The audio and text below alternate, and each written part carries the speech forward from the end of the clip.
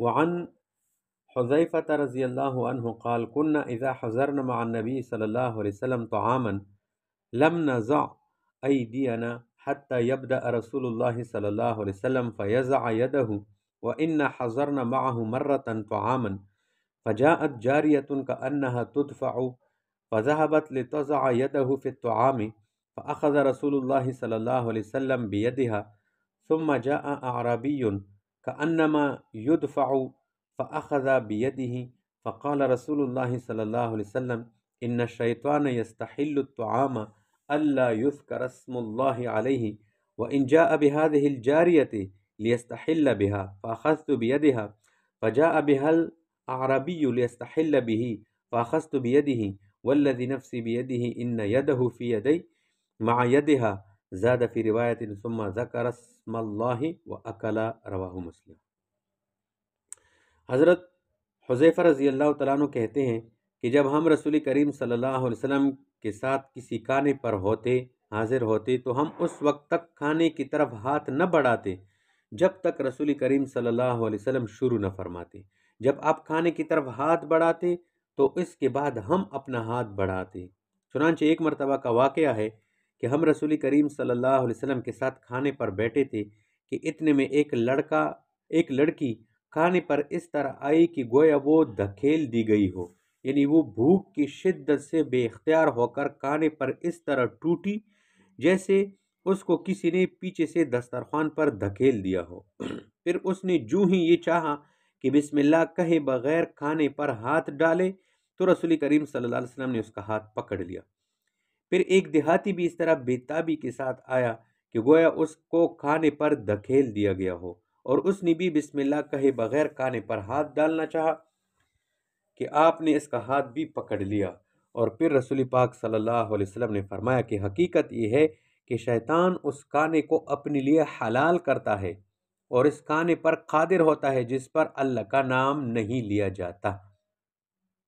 چنانچہ شیطان اس لڑکی کو لے کر آیا تاکہ اس کی بسم اللہ نہ پڑھنے کے سبب سے کھانے والوں کھانے کو اپنے لیے حلال کرے، لیکن میں نے اس کا ہاتھ پکڑ لیا۔ پھر شیطان اس دیہاتی کو لایا تاکہ اس کے ذریعے کھانے کو اپنے لیے حلال کرے، مگر میں نے اس کا ہاتھ بھی پکڑ لیا۔ قسم ہے اس ذات پاک کی جس کے دست قدرت میں میری جان ہے، بلا شبہ اس وقت شیطان کا ہاتھ اس لڑکی کے ہاتھ کے ساتھ میرے ہاتھ میں ہے۔ ایک روایت میں حذیفہ رضی اللہ عنہ یا مسلم نے یہ الفاظ بھی نقل کی ہے کہ اس کے بعد نبی علیہ السلام نے اللہ کا نام لیا، یعنی بسم اللہ پڑھی اور کھانا کھایا۔ تو تدفع یا تدفع مجہول کا صیغہ ہے، مار بگانے کے معنی میں ہے۔ گویا وہ لونڈی اور اعرابی کو کوئی دھکے دے کر کھانے کے لیے حاضر کر رہا تھا۔ استحل استحل، شیطان اپنے لیے ممکن بنا دے، تاکہ شیطان کھانے کو اپنے لیے ممکن بنا دے۔ تو اگر کھانے پر بسم اللہ نہ پڑا تو شیطان ساتھ کھاتا ہے، یہ اس حدیث میں بتایا گیا کہ کھانے پر بسم اللہ ضرور پڑھا جائے۔ عن المغیرۃ بن شعبۃ قال زفت مع رسول اللہ صلی اللہ علیہ وسلم ذات لیلۃ فامر بجنب فشوی ثم اخذ الشفرۃ فجعل يحز لي بها منه فجاء بلال يؤذنه بالصلاة فألقى الشفرة فقال ما له تربت يداه قال وكان شاربه وفاء فقال لي أقصه لك على سواك أو قصه على سواك رواه الترمذی۔ حضرت مغیرہ بن شعبہ رضی اللہ تعالیٰ عنہ کہتے ہیں کہ ایک دن میں رسول کریم صلی اللہ علیہ وسلم کے ساتھ کسی شخص کے ہاں مہمان ہوا۔ اس شخص نے ہمارے لیے ایک بکری ذبح کی اور رسول کریم صلی اللہ علیہ وسلم نے اس بکری کا ایک پہلو بھوننے کا حکم دیا۔ جب وہ پہلو بھون دیا گیا تو نبی علیہ السلام نے ایک چھری لی، پھر اس کے ذریعے اس پہلو میں سے میرے لیے بوٹیاں کاٹنے لگے۔ اتنے میں حضرت بلال رضی اللہ عنہ نبی علیہ السلام کو نماز کی اطلاع دینے کے لیے آ گئے۔ آپ نے چھری کو ڈال دیا اور بطریق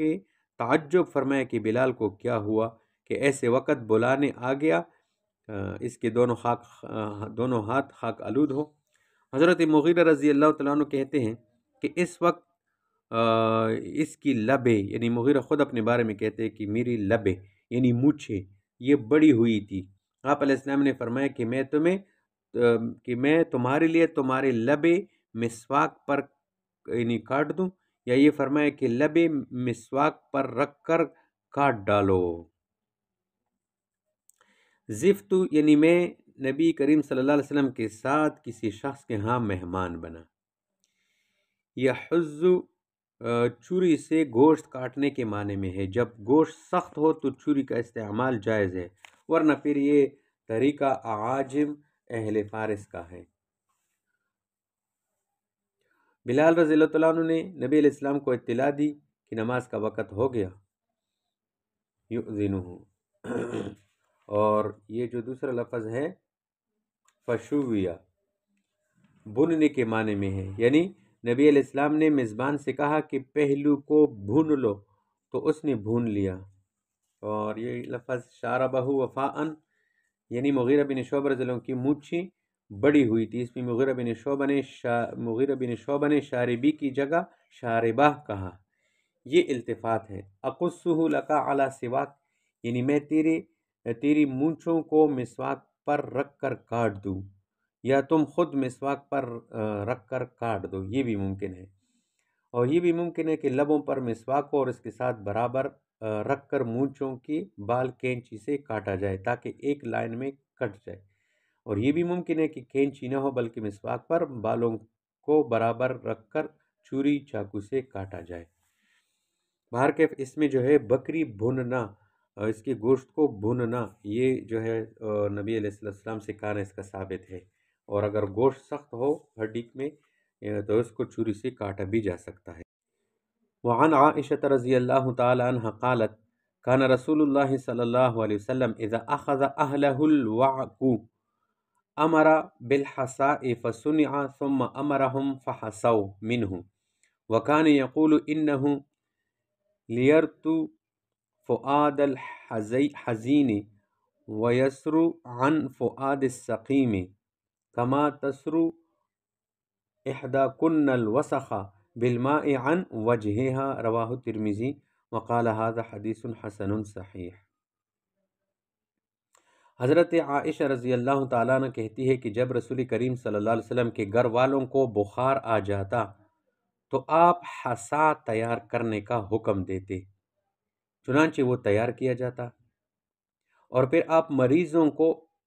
اس حصا کے پینے کا حکم دیتے جس کو وہ مریض پیتے۔ آپ فرمایا کرتے تھے کہ در حقیقت حصا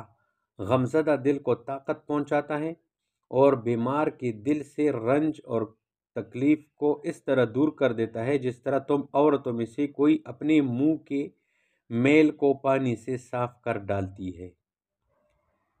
ترمذی نے اس روایت کو نقل کیا ہے اور کہا ہے کہ یہ حدیث حسن صحیح ہے۔ الوعک شدید بخار کو کہتے ہیں۔ الحصا یہ کانے کی ایک رقیق قسم کو حصا کہتے ہیں جو آٹا اور پانی اور گھی کو ملا کر تیار کیا جاتا ہے، کبھی اس میں شکر بھی ملایا جاتا ہے۔ اہل مکہ اس کو حریرہ کہتے ہیں۔ فحصوا یعنی لوگوں نے اس سے پی لیا، یہ جمع کا صیغہ اس لیے ہے کہ بخار میں سب شریک تھے، یا اس حریرے کے پینے میں سب شریک تھے۔ اور وکان یقول یعنی نبی علیہ السلام نے فرمایا انہو یعنی یہ حصا اور حریرہ لیرتو لام ابتدائیہ تاکیدیہ ہے، رتا یرتو نصر ینصر سے ہے جس کا معنی ہے دل کو قوی کرنا، ای یقوی القلب یعنی غمگین دل کو قوی کرتا ہے، ویسر یعنی بوجھ کو ہٹا دیتا ہے، وکما تسرو یعنی جس طرح تم عورتیں اپنے چہروں سے پانی کے ذریعے میل کچیل دور کرتی ہو، چونکہ سامنے عورتیں تھی اس لیے ان سے خطاب کیا گیا۔ تو اس حدیث میں حریرے کا فائدہ بتایا گیا کہ وہ بیماری کے لیے کیسے کام کرتی ہے۔ ان اللہ وملائکتہ یصلون علی النبی یا ایہا الذین آمنوا صلوا علیہ وسلموا تسلیما۔